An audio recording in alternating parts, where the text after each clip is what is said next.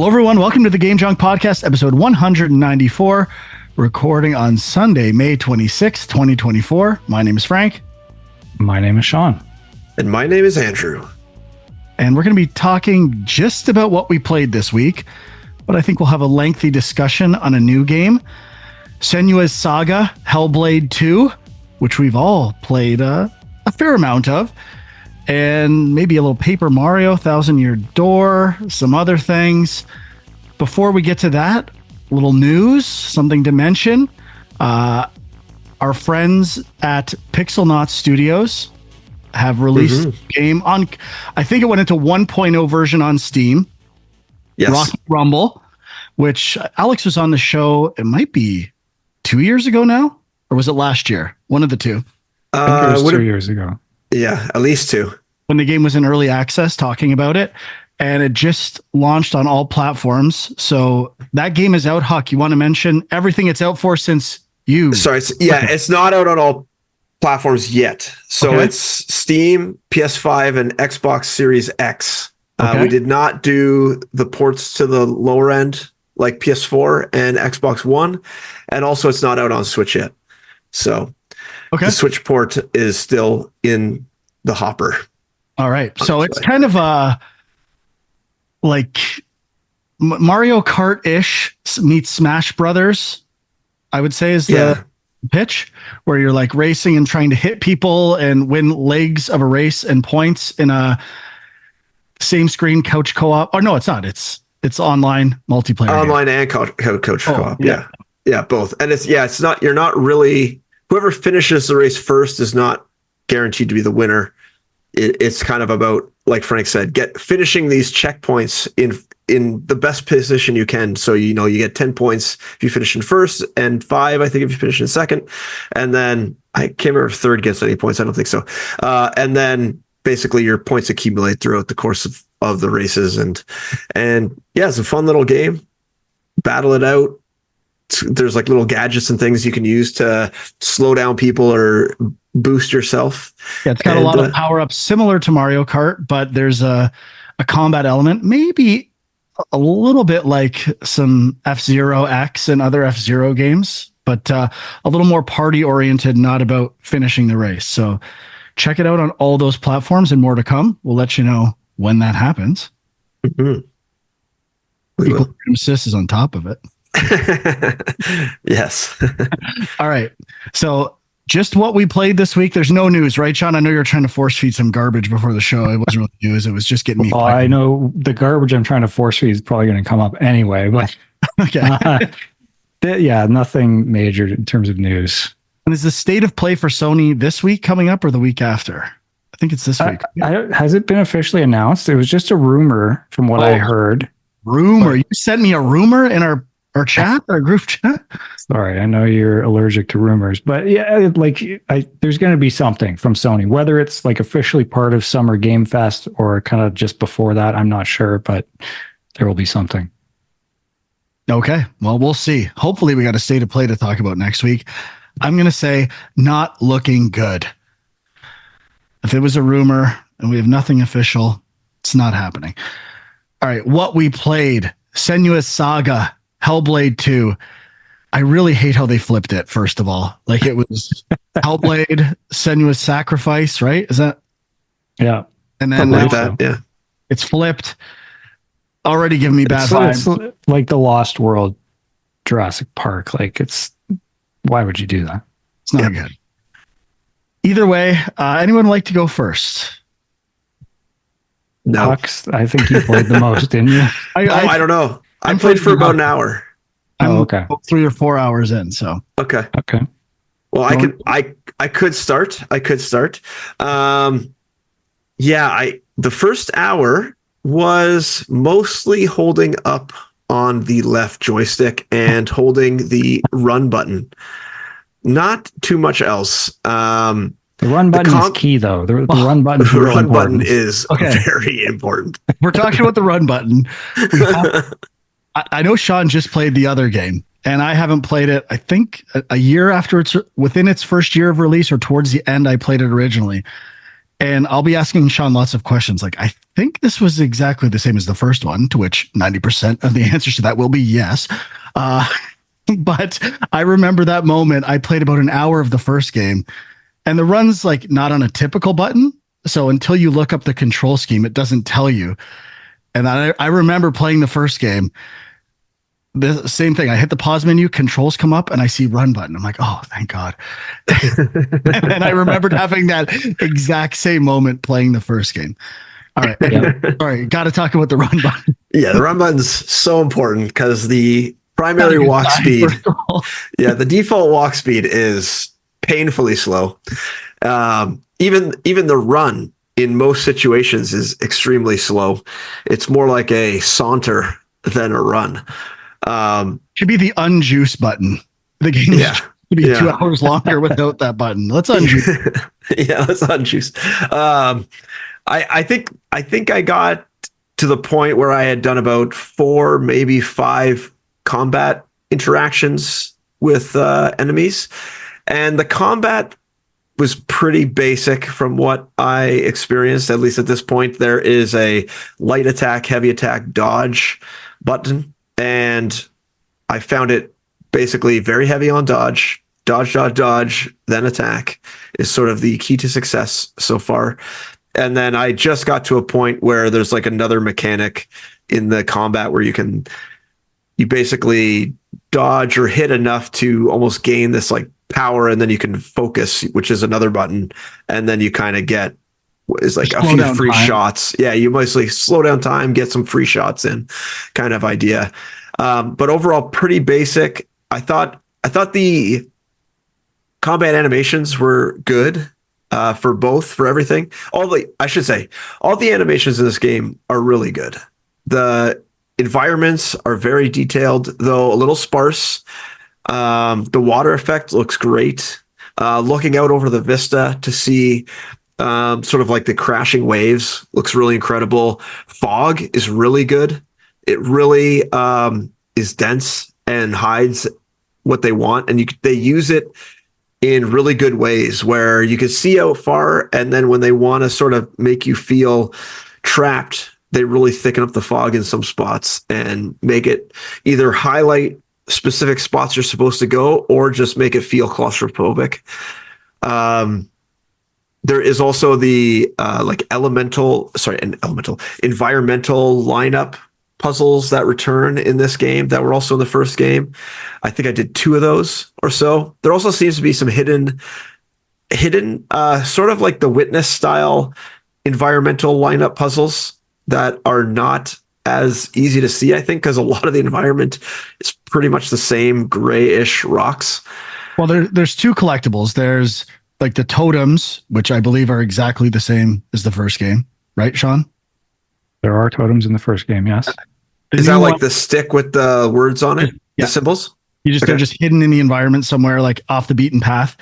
And then the other one, they're like just mild pattern recognition challenges where a rock face intended to stand out amongst other rocks, typically. Yes. And then reveal a hidden path with like a tree that you look at. So that's new as far as I know. Yeah. Sean? Yeah, I don't remember that in the first game. Didn't you just beat it? Or how far did you get in the first one? No, I played a couple hours. I didn't get that far. And then the last thing I'll kind of touch on is just the audio. There's a lot of audio going on in this game, a lot of voices. I was playing with headphones on, a lot of 3D, left-right channel audio going on. There's a lot of, it's not really a narrator. It's almost like her self-talk or her psychosis talking to you throughout the game. To her. And, pardon? To her. It's like voices talking to her. Yeah, it's like her voices in her head that you're hearing. And I found that actually pretty effective, to be honest, in like setting a mood. Yeah, but it's also like a teaching the player thing, right? Like this game is very sparse on tutorials. I don't remember what it was like in the first, but it doesn't tell you much. But what it does tell you comes through those voices and all the hints. And I think that's a pretty cool and effective way of getting information to the player. Although it's not always successful. I'm kind of curious, like if I hadn't played the first game, how much those voices would have helped me. I kind of knew what I was doing. And actually I put subtitles on. Without subtitles, I don't know how effective they would be for me. Oh, so I didn't have subtitles on. I had the subtitles off. I still found them pretty effective. I actually, in some areas, I found that they actually kind of ruined it for me, kind of like the Horizon self-talk that they did where, you know, and even God of War, where like if you stand around for like a second, it's kind of like go left. And I'm like, okay, I could have probably figured that out myself.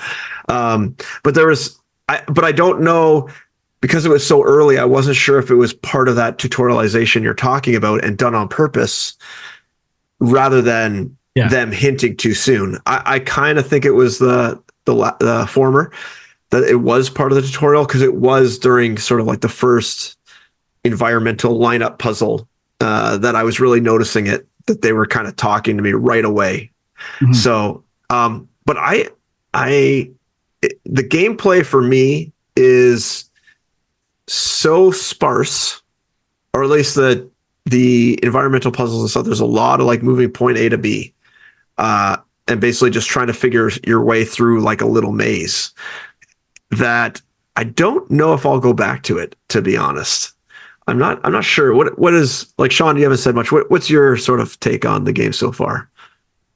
Well, I mean, it feels very similar to the first game. And my take on the first game was basically what you're saying. So the first game was very well reviewed. Second game actually seems pretty well reviewed as well at this point. And I was kind of surprised when I went back and played that first game, you know, just this year. I was like, there's not, like, it wasn't what I thought the game was necessarily, but yeah, it was just a lot of walking with occasional combat. And then even those environmental puzzles, there's not really a lot to do other than you just walk and try to line up your perspective to match these symbols. And that was like, I wanted to play more because I was like, I assume there's more to this game, but it didn't really seem like there was. And so, yeah, I mean, again, well, let's take a step back. Let's talk about the walking simulator aspect, right? Right. Okay. I've heard people say this game is a borderline walking simulator, and it's really tough because it's not. I mean, there is combat. It's got way more going on than a typical walking simulator. And especially thinking back to stuff like Gone Home, which is really just moving and pressing A on things to uncover a story. There's way more going on than that, but it's in this weird middle ground where it looks like a AAA title and feels like a AAA title, that you keep wanting more out of it. And it's hard. I'm torn between like punishing the game for not being something I want it to be and just criticizing, like, is the game fun on its own? And it just I guess how I would phrase it is Hellblade 1, I didn't love it. I thought it was a little overrated, but I thought it was generally good, especially for a small team. They were kind of doing a AA self-published thing. And I'm like, oh, this is pretty impressive for that. And then in this one, they got Microsoft money. It's been at least 5 years, maybe 6. And I'm like, they're going to take all this money and turn it into something. They've been hyping it up a lot. So I think this is their next. This is what Hellblade would be with time and money. And from what I can tell, all the time and money just went into environment and like visual aspects. The gameplay systems are almost identical. That being said, the technical elements graphically, and we'll get into the combat system a bit more, those are absolutely incredible. It looks very, very good, but it just doesn't offer that much in terms of a game. So it's a really hard game to evaluate. And I just feel like more people than not are giving it the benefit of the doubt. It seems to me. Well, yeah, I mean, I was going to say the exact same thing you just did, basically, which is that, you know, the first one kind of came out of nowhere. It was kind of looked at as this indie gem, whereas now it feels like this big AAA thing that Microsoft has hyped up. It's one of their big games for the year. Like when I turned on my Xbox, I even had a pop-up screen that was just for this game that was like, hey, this game's out, check it out. And I was like, oh wow. I had an ad. Sorry. I had an ad on Amazon Prime Video for it. And Like it is in- fun. They have to advertise it. It's not like they should True. advertise their big game, but it does set this weird kind of expectation thing. And don't forget, we had to watch a minute and a half or 2 minutes of the main character staring in a puddle as part of like a Xbox stream. Like, this is going to be amazing. Like, look at this, and really, we were pretty much watching the game at that point. We were. I guess that was playing the game.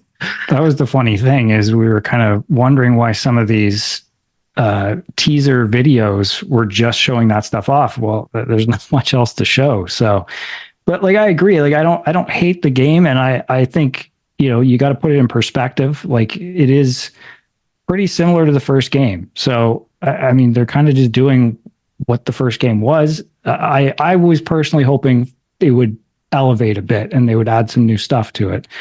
But it does look very nice.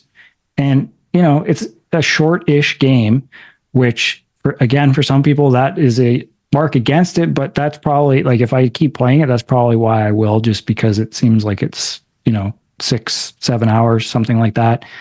But yeah, it's, but like, again, it's weird because the review scores overall seem like, I forget what the Metacritic is, but I think it's like over 80. But at the same time, I have seen just on social media a lot more negative takes on the game compared to the first one, and a lot of them just saying what we've been saying, where it's like there's not a lot of interactivity here. What's the deal? So it's just a case of expectations, I think, affecting what people want from it. I find some user reviews on Metacritic, and they're all like, amazing interactive movie, not fun game, is like half of the reviews. Yeah, I think that's sort of my take too. Like, as I'm playing this thing, I'm wondering if I could just watch this on YouTube and get an equivalent feeling and take, because a lot of it is really just like, I'm not doing anything. I'm literally just holding forward, and the interesting stuff is going on around the character. Even like a lot of the early interactions when you're climbing through buildings and like through that boat and stuff, like, you're not actually moving the character through that space. You are pressing up and it is running along a track. The character is just running along a track, and if you let go, it stops on that track. It kind of is basically you're pressing play or you're pressing pause. Like, that's really it right now. And so for that, I'm not really feeling it. Like, all the stuff with the voices and stuff, I could get that by watching a video. Even the combat, it feels good. Like, I am feeling responsive. I don't even know how many hits I have to take to die. I feel like I've taken a bunch of hits and not died. I don't know if you can die. Frank, have you died? I haven't, but I think there's You're a gamer, right? Yeah. There's a last chance where you get hit to the ground, and I think if you fail after that, that's kind of your warning. Okay. If I'm remembering that correctly from the first game. Yeah. And I managed to survive using focus each time I got to that point. Yeah. I do like the other thing is there's like no UI on the screen at all, which is it's cool that they can create a game that you can still know where to go, still progress, still do the combat and the puzzles without any feedback like that. So that I give it props for, because I don't feel lost at all when I'm playing this game. I never feel like I'm going the wrong way or anything like that. So I think they've done they've made some pretty good design decisions for what they have here. But I just want to add one thing to that, in terms of user experience. And it's going to start with a question from Sean. Was the first game entirely in widescreen? I don't remember, but I feel like it was. Okay. Because obviously, in a lot of games, the shorthand for taking control away from the player and giving it back is letterboxing the screen.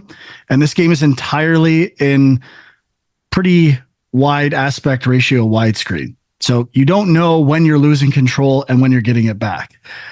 And for the most part, that's okay. I think it's a pretty cool presentation choice.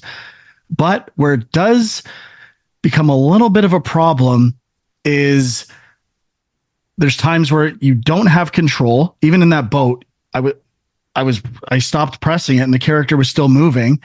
And then at some point I had to hit A to move a bag. And I'm like, okay, I'm just kind of waiting here. It frustrates me. That whole thing, I just held up and mashed A. Yeah. And that whole boat sequence. But in combat is where it really kind of bugs me, because I love visually the camera for combat. It's like focused in on one character, extremely cinematic. The animations are amazing. The tells, how it's framed, it looks so good. Mm-hmm. It's simple, but I mean, it's generally like parry with light attacks, dodge the red undodgeables, and you kind of learn that there's a perfect timing for parries. If you do it late, you get like this blue flash that weakens enemies. And that was in the first game as well. I'm almost 100% sure on that. But the problem is, in between enemies, there's like this transition area where someone grabs you from behind or hits you. And I don't really know if I can dodge those. Am I just at the mercy of the game at that point? I don't know when I'm failing and when I'm succeeding. It just feels like I'm doing 75% of the work, and the rest, I'm at the other 25%. I'm at the mercy of the game to some degree.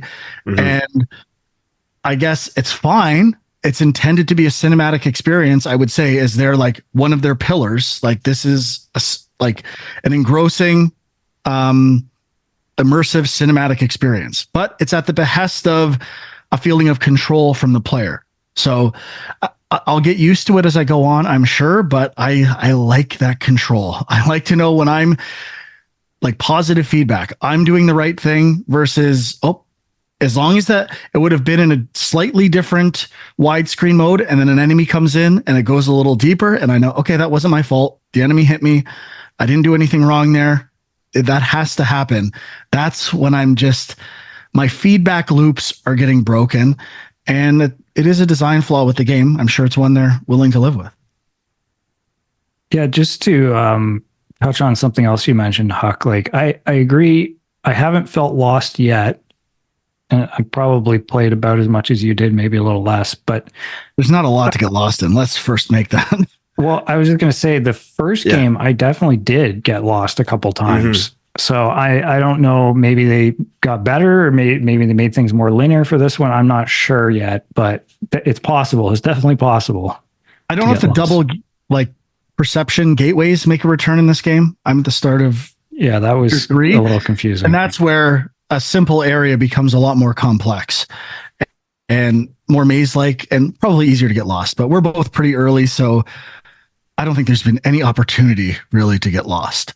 A new element in this game is a second character that goes on the journey with you, that you kind of talking with, and I think that's a welcome change or addition, because I got the voice thing in the first game. Within the first hour, I was like kind of getting sick of it. If I'm being honest, like, okay, I get this. Sometimes we talk about how games are talking with you too much, and like, I just want to play. Let me play without hearing things. But at least it has meaning in this game. At least there's like some kind of purpose. And I would give it a free pass with that stuff to this game more than I would stuff like Guardians of the Galaxy and other games that have annoyed us with over dialogue in the recent past. So I just want to touch on the graphics a bit more. Like the way I felt about the balloons in Spider-Man 2, the shiny pebbles by the beach, like the large rocks that are smoothed out by erosion with like some nice reflection, looked amazing. I got to a part with like some fire and also like some pits. The effects are also top notch. The vistas, the skyboxes, like it's made in Unreal. I'm assuming Unreal 4, but maybe Unreal 5. It is 5. Remember they were showing off like I think they showed this off, the MetaHuman animator. Maybe. Didn't they do that whole thing with her? Face capture. Yeah. Okay. Yeah. So that's Unreal 5.2, I think. That's when that came in. I was looking at it today. That's why I know that number. I'm not just like an absolute super nerd. I was looking at it today. But that is really cool. It looks stuff. great. I mean, it looks awesome. And any facial capture stuff, I've finally gotten a few rotating cameras where you see Senua's face a bit more, and like it's really impressive. So as like a technical achievement, it's insanely good. The one thing I was finding with the like facial capture stuff, like initially, maybe it was, I can't remember, like there's a point like where you're just kind of walking early on, you can kind of rotate the camera and see her face. And it looked a little cartoony, like it didn't look as realistic as I thought it was going to. But then when I got to like a encounter with someone else, it got really detailed and it looked great. So I don't know if they're like, I mean, obviously there's different levels of detail or whatever, but it just struck me as a little bit cartoony. I don't know if you guys thought the same or. Did you like by cartoony? Do you mean like a little bit too overacting, like in the face? Well, there's that's the thing too, for sure. Which I don't know if that is because they want to really show off the facial animation stuff, or if I don't know. I don't know the reason for that, but I did notice that too. I am in favor of that 100%. I think it's like a mild exaggeration of expression that I think is a good choice. Last of Us Part 2 did a lot of that as well, especially in the deaths. And I thought it plays better as a visual experience. So just the fact that we're talking about this, like, oh yeah, their mouth is moving like a little too much, when it shouldn't. Like, let's get real here. Like, we're talking about a video game where people's faces are like perfectly mapped now, and like their muscles actually like move how people's facial muscles move. Like, it's incredible that this stuff is even around. And then in Paper Mario and the Thousand Year Door, I'm just reading text without voice. Walls and walls of text. Yeah. Yeah. But going back to the faces a bit, there's the one. It's probably about 45 minutes or so in, and you have that fight with kind of like the main slave guy or whatever. And after it like zooms right in on his face. And I was just like looking at the eyeballs, like, oh my goodness, these eyeballs are amazing. Like, they're partially bloodshot. They look like the colors of the irises and everything is so incredible. Like, I was just so impressed with some of the tech in this game and the cinematic nature of some of these shots. Really impressive. I don't know. Now you guys are making me want to go back and play this game more. I don't really know. I'm like debating if it's worth my time to go back and play this. I should say I did get a month of Game Pass again. But just a pro tip out there: check your Microsoft rewards. I had enough for like a month of Game Pass, more than enough. You can only get 1 month of Game Pass at a time. We know you're a gamer. We know. But I had accumulated Microsoft points over the years through rewards. So you have to go to Microsoft rewards. But if you want to just play, I should check that actually. Like I bet some. It's 8 to 10 hours. And I mean, I'm going to hammer this thing out. It allowed me to try Hauntii, which I was debating buying on Steam or PlayStation, and maybe a couple other things. So especially that's got to be a thing. Like a game this short, you could buy Game Pass for $20 and you're done. Yeah. And play some extra stuff too. Yeah. Seems like a good deal. Or you could be like me and just pay it every month and barely play anything. So I did that for a long time, but I literally had gotten to the point where I barely touched it. So if they put the new Call of Duty and the old ones on there, something like that, I don't own those on consoles. The last few, I'd consider keeping it again because that's what my friends play on. But I'm surprised if they're having rumors about putting the new one on there. I think that they might have confirmed that it is, possibly. I'm not sure. But they might as well put the old one on there now. Like, try to get people into it through Game Pass and get ready for the new one. Yeah, I mean, I'm expecting something announced for Summer Game Fest regarding that. I don't know if they'll do the full back catalog or what, but that makes sense. I think they'll put the last couple, of how there's a World War II, Black Ops, and Modern. They'll put the latest 3 or something on there, I think. Yeah. Okay, and then that'll probably just mitigate people who paid for it being super pissed and It's very cool. They've gotten like a year of it almost, or more so, depending on the game. All right, I think that's everything I have so far with Senua's Saga Hellblade 2. Great title. Perfect title. I think that's everything for me as well. Yeah, nothing really more to add. I probably will keep playing it. But yeah, again, it's just that question of like, there was a lot of expectations on it because it was one of the big first party games. I don't know that it's really the system seller, Game Pass seller that maybe they wanted it to be, but you know, it's not horrible. It's just you got to know what it is going in, I think. I would say I don't think anyone internally at Microsoft Game Studios thinks this is going to sell anything. They have to market it, they have to hype it up. They certainly don't think it's bad. I don't think it's bad, but the type of game it is, 8 hours, narrative, I'm sure they knew what it was and were just giving it a push that it deserves. It's not like it doesn't deserve to be talked about or to get attention. It's just probably, if they had any regrets, it's setting unfair expectations early on. And they didn't say this is going to be the next God of War. It just looks like it is. That's where it gets a little weird. It gets a little weird judging it, you know? And you fill in these gaps between the first and the second, Microsoft plus money and this talented team. And you're imagining what it could be. And then it's just a little disappointing. Yeah, for sure. I'm fine with it being short. I'm glad it's short. I probably wouldn't have played it if it was long. A game like this could not be too long. Yeah. So I don't think that's a bad choice at all. It's really just why did it take so long?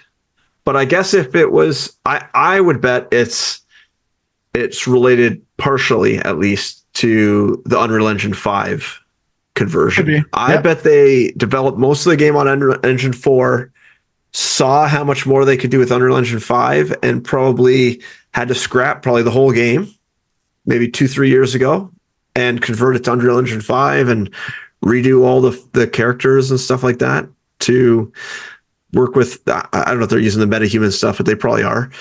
And, redo all their, well, not necessarily redo, but adjust all their stuff to use Lumen and Nanite and all that stuff so that they can make it look incredible. So I bet that's partially where the work comes from. I bet the game was probably mostly done a couple years ago and they decided to just go for it visually.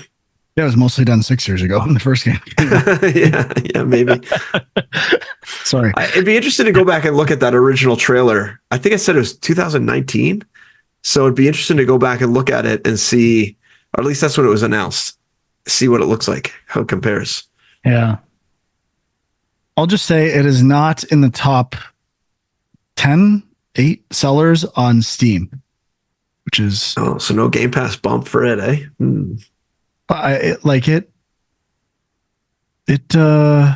looking, it's out on Steam. You can buy, it's $70 on Steam, which is a bit of a stretch. And well, I guess, but that's kind of like, didn't the original cost 50 or something Canadian? So I guess 70 Canadian maybe is the equivalent now. I don't know. Oh, no. It was less. Really? For sure. The prices had already gone up with the 50. That was after the, $20 increase to everything in Canada. Okay. What the fuck is this game on this list? Holy shit. It's doing what you're doing. They just got the Game Pass for a month. Yeah, it's pretty far down there. Yikes. Okay, who's next? Anyone else play anything? I got a bunch of stuff, so you guys can go if you want. Well, why don't you go and then we can circle back to you with more stuff. I didn't play a lot of it, a couple hours, but I did eventually cave and buy Paper Mario 1,000-Year Door. Is that the official title? Huge mistake. Not the, right? Why are you torturing yourself? I think it is the. Okay. I also played Paper Mario, a bit of it. The 1,000-Year Door, which I thought I had played on GameCube. I own it. I remember playing through only one of these kind of Paper Mario RPGs, and I feel like that's the one. And I remember absolutely nothing. So it's I'm wondering if it's going to click at some point. But it's your typical Mario RPG. Have you played a lot of the Paper Mario games, Sean? I think I've played one on DS as well. So the only one I really put any time into was the most recent one, which I played probably like 15 or 20 hours of. But I had played the Mario, like a bunch of the Mario and Luigi games, which are kind of similar. Those are like, I probably prefer those to Paper Mario, but they're similar. Yeah, they're kind of an evolution of those Paper Mario games. But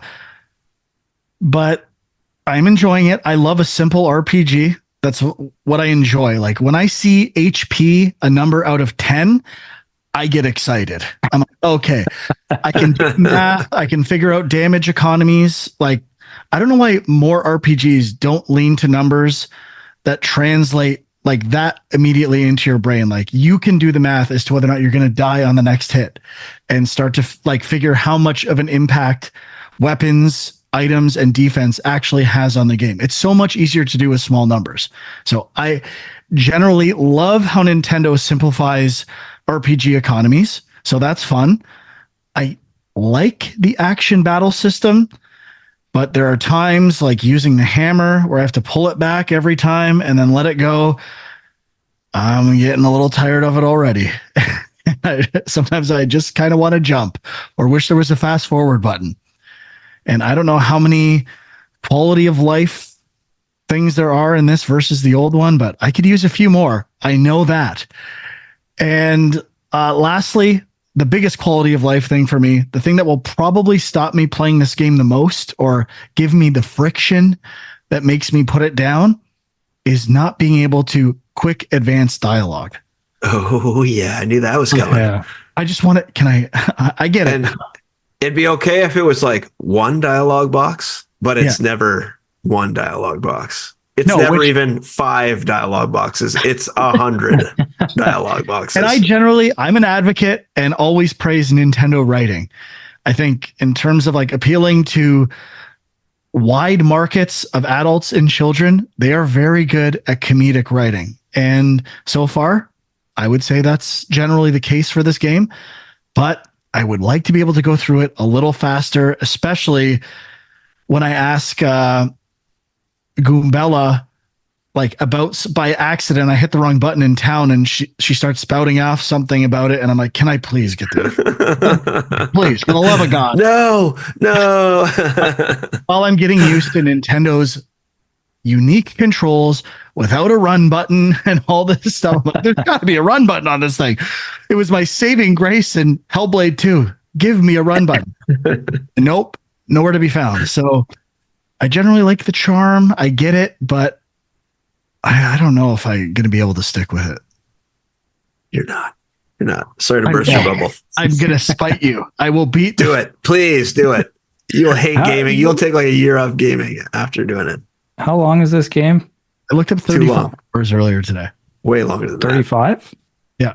That's if you're mashing that button as fast as humanly possible. Yeah, that's a little longer than I was hoping for, honestly. But obviously, the new one I fell off of, mainly for the same reasons. The new one actually had kind of an interesting combat system. There was sort of like this puzzle mechanic to it that made things a little more interesting. But yeah, so I had played this on the GameCube a little bit, and I remember kind of liking it. And it had this game has had this reputation over the years of being like probably the best of the Paper Marios and one of the best Mario RPGs. So I was kind of looking forward to this chance to go back and play it.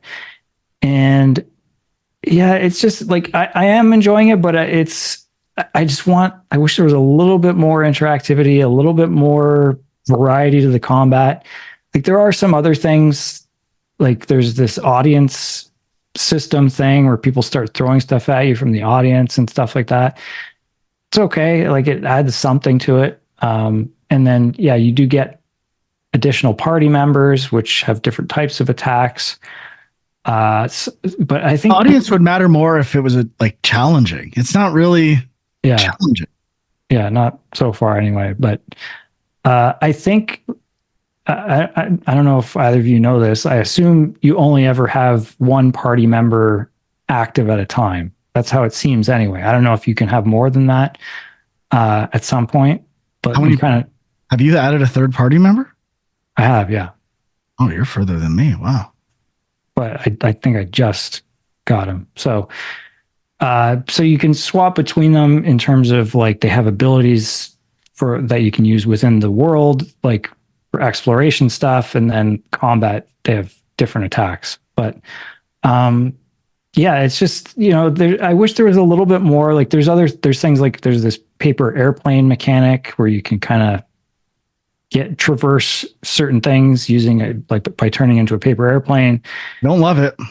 I mean, it's okay. It's something different, but like it's all feels so spaced out. And yeah, the dialogue, all you needed was like a button that would show you the whole dialogue bubble at once instead of having to wait for it to scroll across the screen and then go next. You know what I mean?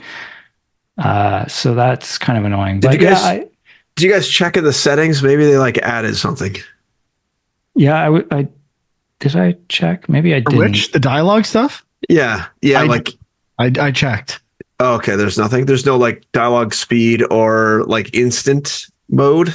I didn't see it. If please, listeners, watchers on youtube.com/GameJog, if you know that there's a setting that I missed in my absolute idiocy, tell me that I can speed up the dialogue in this game. Please and thank you. Kisses. Bye. Yeah, but I guess the only thing I would say is I'm still I'm curious, like, what is the big deal with this game? Like, why do people seem to love it so much? Is it just the story? Why is it an 88 on Metacritic is another great question to ask. Yeah, that too. I was going to ask you, Frank, like, how does it compare to Super Mario RPG? Because I feel like that one probably had a bigger upgrade. I think this one is pretty much exactly as it was on the GameCube with like a few little tiny tweaks. There's a bit of the reputation of both that I'm considering and wondering why there must be a reason this has an 88 Metacritic, but more often than not lately, I'm like, I'm really not trusting any of these reviews. Hellblade 2 is an 81.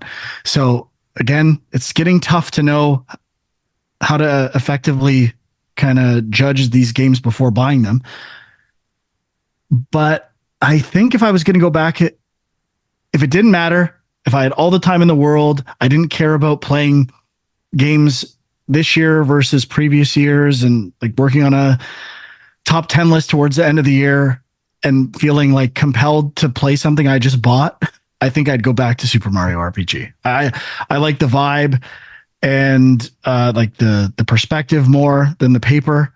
And just, I thought it was a little funnier too. Okay.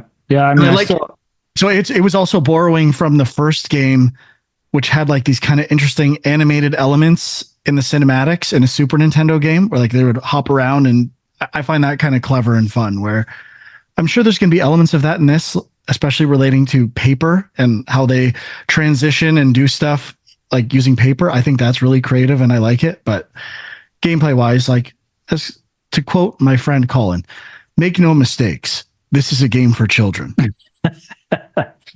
Yeah, I would agree. But I mean, I got to mention Mario and Luigi again. They like, what happened to this series? Like, it died after the 3DS, I think. And I mean, I thought they were a little more interesting. People did not like Sticker Star. And then I think they made one more after that. Wait, was Sticker Star Mario and Luigi, or was that Paper Mario? That was Mario and Luigi. I'm almost positive. I don't know if you want to bet, dude? You want to bet right now? Oh, sure. Yeah, it's Paper Mario. Fuck you, dude. But there was a crossover between the two. There was like a Mario and Luigi. Yeah, exactly. That's what I'm talking about. I think it was like called Paper Jam or something. Maybe that was the last one. But of course, Paper Jam. But it's surprising they never made one for the Switch. Actually, I think I read that the developer of those games went under. So maybe that's partially why. But anyway, that's a bummer. But yeah, I'll keep playing this for a bit. We'll see what happens. All right. Huck, anything for you? I'm still just playing the Eiyuden Chronicles 100 Heroes game. I did not know that was on Game Pass. I downloaded that as well. Yeah. That's how I've been playing it, of course. Yeah. So I got to the part where you get your own castle and you start kind of upgrading it, and that's fun. I like it. I've probably recruited, I don't know, 20 or 25 people now. Now, I did pull up a guide, a recruitment guide, to try to just see who I've missed. And I've missed, I think, just one person or two people so far. So I wasn't doing too bad. And almost all the other people. Forever? You can never get them back? I don't think so. I think I can still get them. I don't know for sure. But I have now, my castle is in a different area than that starting area, but I can still get back there. I just haven't yet. So I'm assuming I can still talk to the people I need to talk to and get the stuff I need to get. But overall, I'm still somehow compelled to keep playing this game, although I did just get to a part where the difficulty spiked pretty dramatically. I find in this game I have two healers, which I don't always bring in my party, and they have limited magic points, let's say 60-ish, and heal takes 10 magic points. So you really only get 6 healing spells. And I've run into these enemies in this dungeon. Now, I beat it mostly by fleeing almost every battle, but I ran into these enemies that either A, would do this like self-destruct move almost immediately and basically take out 2/3 of your health. Or I ran into these even worse guys who have this move that hits everybody about 1/3 of their health, and there's almost always 2 of them in the fight. So they come out, and after one round, all my guys are down by 1/3 of their health. And so even if I have a healer, and I use their magic, I can only heal them 1 battle worth, basically, because there's 6 guys in my party. So that's all 6 magic heals gone. Then you have a limited number of item slots so that you can hold in your bag, in your inventory. So you can hold 6 times 30 items, or healing items, I should say.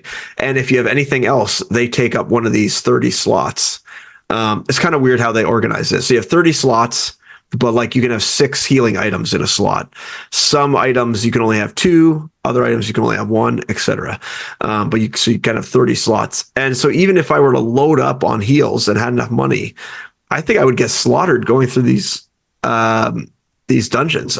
Unless I completely beef myself up to the point where these damages are not, or these attacks are not taking a lot of damage. Yeah, it's in the tree area, the tree folk area when you get there, Frank. Let me know if you get there, if you get slapped down, like I got slapped down and had to run away like a little bitch. Might not make it there, but we'll see. Yeah. But I don't totally know what style of game this is, but like, would it be something where maybe you need to recruit somebody who has like some special ability that takes you past these guys or something? Maybe. I don't know. I watched a walkthrough briefly to just see how they did it, and basically they had similar problems I did, except they were a little higher level because they fought everything. They did have a healer, which I didn't have at the time, so that helped them a little bit. But yeah, there's no sort of like regaining your health at save points or anything like that. So even if you ran back, you couldn't magically get enough health. You'd have to basically escape the dungeon, reload. That's what I did, actually. So there was 2 boss fights at the end of this one I was having trouble with. So I beat the first boss, and then I actually backtracked out of the whole dungeon so I could go back to the town and recoup my supplies, and then came back through. Luckily, like after the dungeon was a bit of a maze, and after you solve the maze, you can get through it pretty quickly. But there's a lot of issues like that where just the difficulty has spiked so much in this dungeon and in the second area that I'm into now. So I don't know if I have to just grind. I'm also trying to use more characters than just like my favorite 6. So I do have characters that are under leveled that I'm bringing into my party to try to gain levels, which could be hurting me. Instead of having like all my characters at like level 30, I have, a couple at level 27 and then a few at like level 22 or something like that. So they're a little under power, probably where I need to be. But overall, I'm still liking it. It's to remind people, it's an RPG game like Suikoden.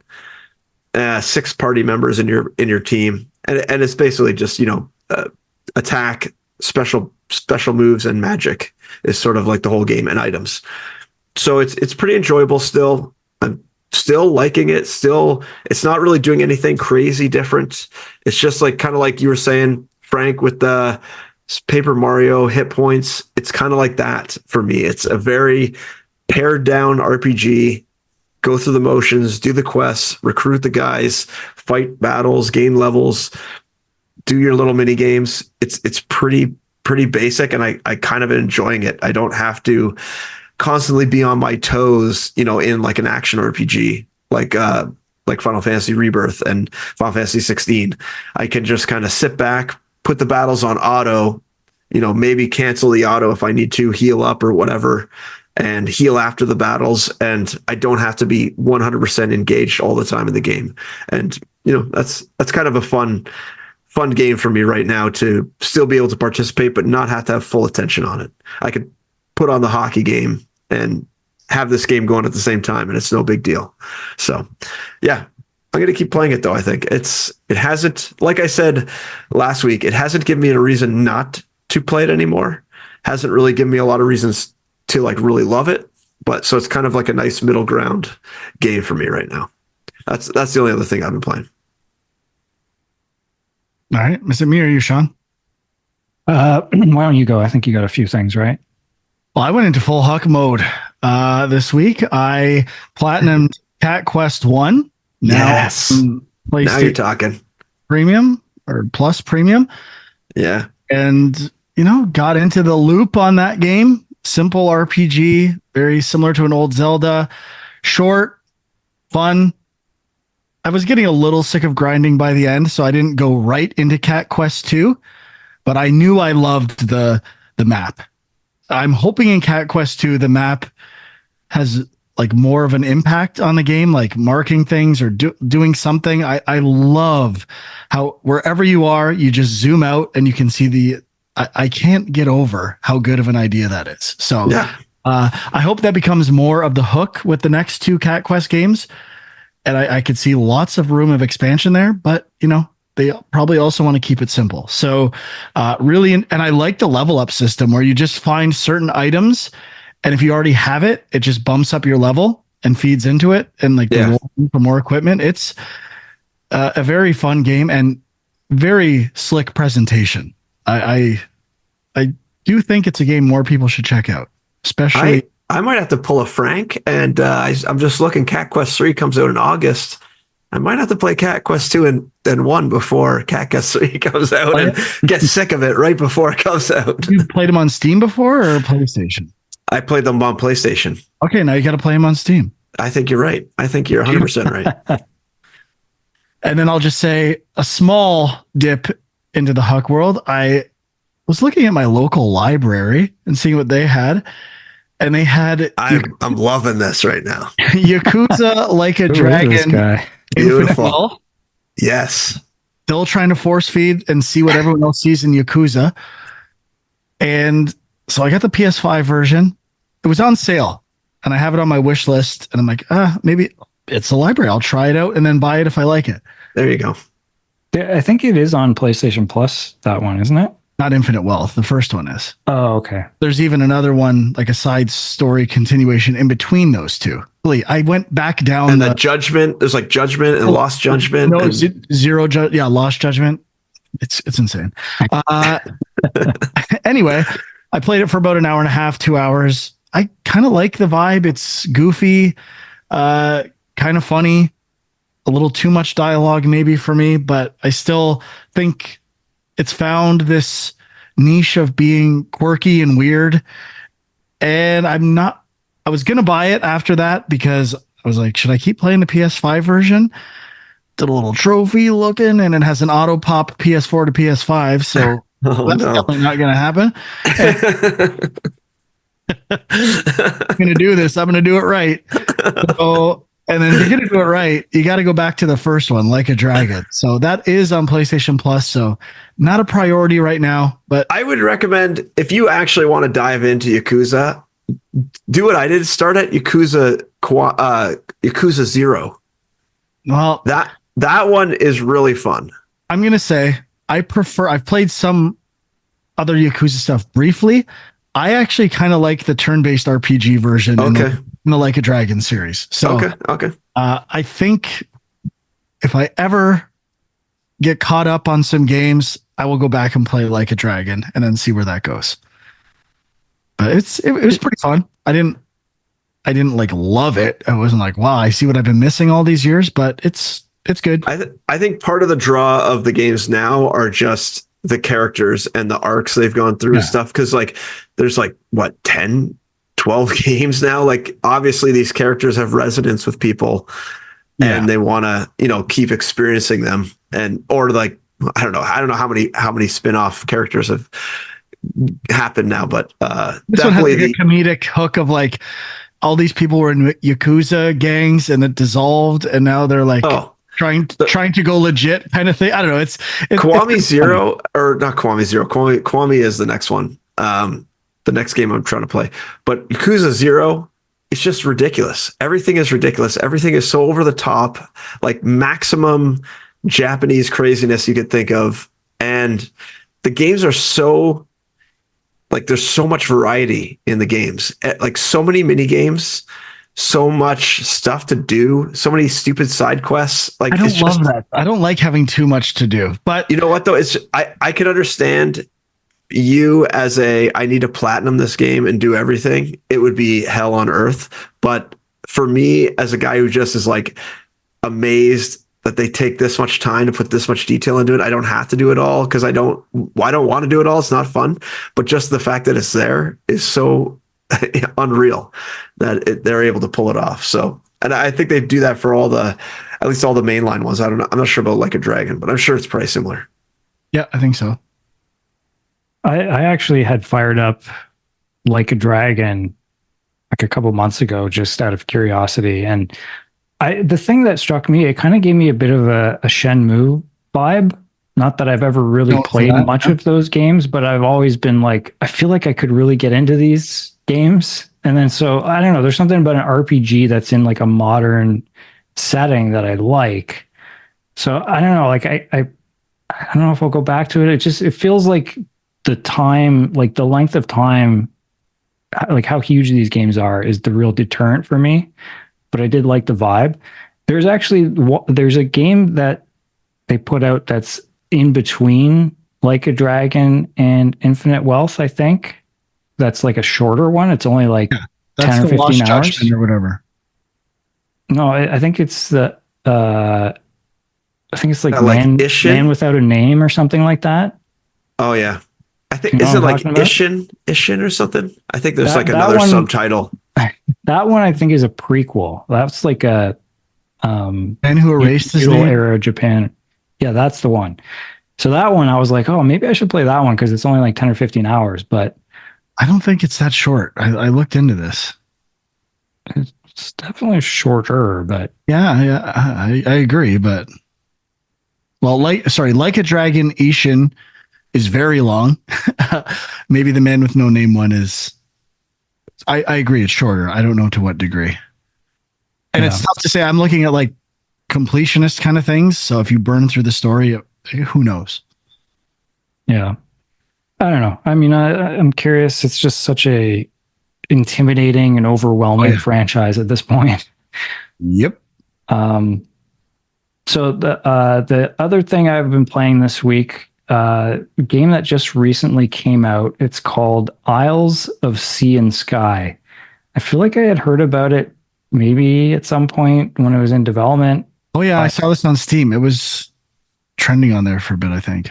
Yeah, so I mean, so Huck's got his nonograms, which are kind of his addiction. Apparently, Sokoban games, the box pushing puzzle games, are my addiction because I started playing this thing and I could not put it down.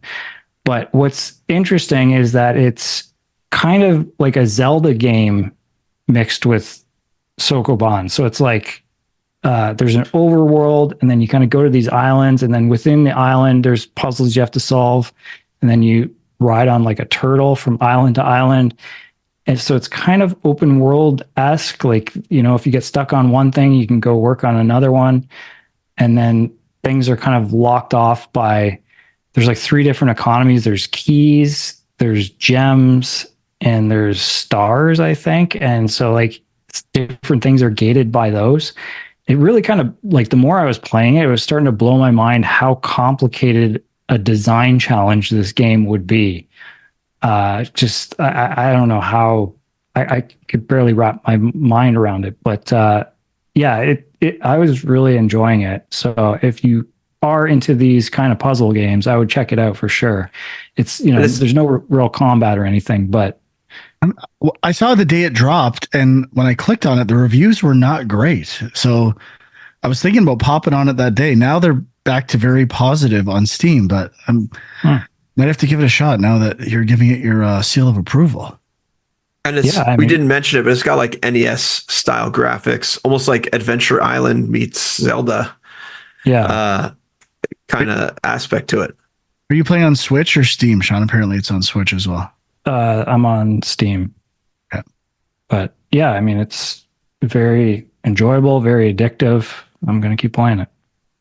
All right, nice. I played a bit of Hauntii, another puzzle game that I'd seen somewhere before in some kind of direct or stream. I haven't played enough of it. I'm having similar issues of like not knowing if I'm doing things right or wrong. I'm seeing a Nintendo Life review here that's a 4 out of 10. Like, I don't know. I love the art style. I think it looks amazing. That's why I wanted to try it. And it had me intrigued previously, but I'm not getting it so far. So I might give it some more time. And then if you guys try it out, we'll talk about it in the future. But did not hook me. I've never even heard of this game. Like, I'm watching a trailer right now. It does not look familiar to me at all. Yeah, I had just seen it. Like, I think there was a demo on Steam that was getting some attention. So I was like, oh, I'll check with the demo. And then like a week later, it just showed up on Game Pass. So I'll definitely check it out in the near future. I love the look of it so much. I'm just struggling with, again, feedback loops and if I'm doing the right thing at times. There's one part, let's see if it happens to you, Sean. I just died out of nowhere, and I think you're supposed to die, but like it's not like a Dark Souls thing where it's introducing you to this repetitive loop. It's actually like changing the story. I don't know. It did not land with me at all. But okay. Visually, I am in love with it. All right, is that it? We done? That's it for me. All right. Thank you for listening or watching on youtube.com/Game Junk. We're hitting that season. Time to get into the games, the announcements, Switch 2, roasting Microsoft, some new PlayStation bangers. It's going to be amazing. We'll see you soon. Bye-bye.